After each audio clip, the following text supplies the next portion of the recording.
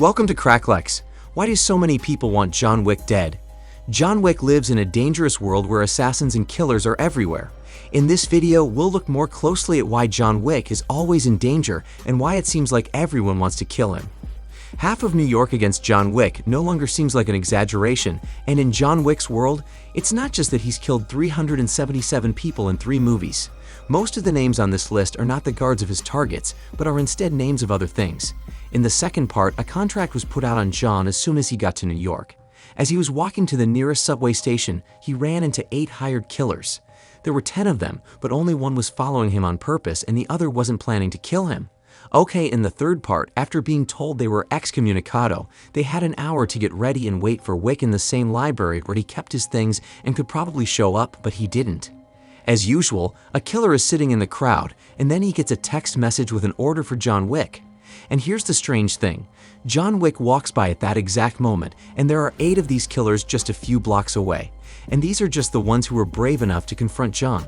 I wonder how many others chose to stay out of it or just don't know who John Wick is. What's surprising isn't so much that there are hired killers, but how many contracts there are. As the saying goes, demand creates supply. If a murderer dresses up as a violinist and blends in with a crowd in a passage, it means that there is a need for regular elimination of targets in the flow of people. The world of John Wick's criminals is not just a shadow economy that tries to do things outside of the state's accounting and laws, but there is no reason to control the relationship between the criminal world and the outside world through corruption on many levels: bribed judges and prosecutors, lawyers, officials, and other financial schemes. If there were hints in the first part about how compromising materials could be used to change the outside world, then as the story goes on, the criminal world becomes more abstract and detached, delving deeper into quasi-religious and spiritual themes. It seems that the idea of a social contract comes up a lot in the movie. Share in the comments who or what you'd like to see the next video on our channel about. We always welcome your ideas and opinions, and maybe your suggestion will be the basis for our next video. Also, don't forget to like this video and subscribe to our channel so you don't miss any more exciting videos. Thanks for your attention, and we're on. Enjoy watching. Otherwise, there's no way to explain why the public doesn't care about how much lawlessness is going on, and the fact that John Wick's criminal world is so big and comfortable is due to the fact that there's no need to regulate it in the legal and judicial world. And as crazy as it sounds, the criminal community can't get bigger than it is because there are so many assassins and contracts for killings per person. The number of criminal units going away is much higher than the number coming in, and John Wick alone cuts the number by several hundred per week. There's no reason to try to figure out why this is happening. This is how the criminal world of John Wick, which is an alternate reality, works. Also, the movie's directors, Chad Stahelski and David Leitch, have said something like, "We like to have fun, so we go to the movies." We wanted to make a world where people could have fun, a world that matched the main character's actions, no matter how unrealistic it may seem. We don't like it when things are taken too seriously, so if the main character has to kill hundreds of bad guys in different places, he needs to be in a situation where he doesn't have to worry about the police or the consequences of what he does. The idea of John Wick did not start out this way. In the original screenplay, there were no hints of mysterious secret societies, which I think were played up in the third movie. It was just about rich people who used their money to do bad things, but at some point Chad Stahelski gave up on making a typical criminal action movie and used his love of mythology to create the world of John Wick. The Continental concierge who meets John Wick is named Charon. This is a reference to Charon, the ferryman of souls in Greek mythology, who takes souls to the underworld in exchange for a gold coin. And the criminal underworld of New York, which in the words of the movie's directors has no place for normal people, is a good example of the underworld. So they are not the focus of the movie, and the exchange of gold coins as a symbol and the isolation of the assassin world are not ways to hide the underground economy from the rest of the world. The biggest and most important contracts are paid for in dollars, which is another way that John Wick's world is made to seem like a myth.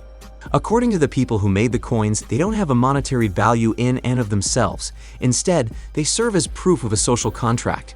No matter how you look at it, anything that can be used to trade services and other things of value for money is, in essence, money.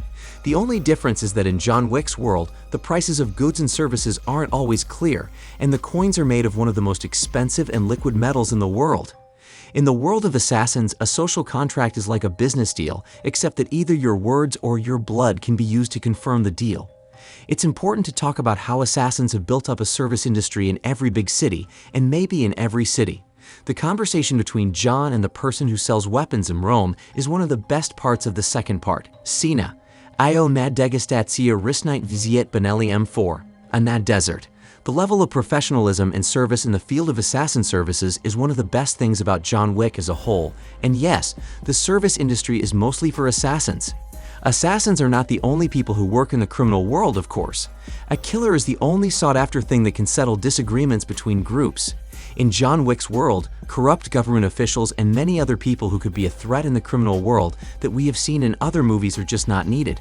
Contract killers have taken their place. In John Wick's world, this has made mastery of a killer into a real cult. It is not considered shameful to order the death of a family member or anyone else. In the world of John Wick, contract killers are so useful for running businesses that killing is also called business. There are only two hard and fast rules.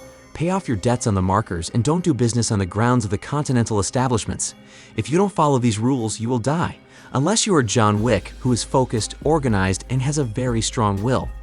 In conclusion, it's easy to see why everyone wants to kill John Wick. He's a very powerful figure in the criminal underworld who has made a lot of powerful enemies, and anyone brave or crazy enough to try to kill him could get a lot of money for doing so. So it's easy to see why there are so many killers in John's world.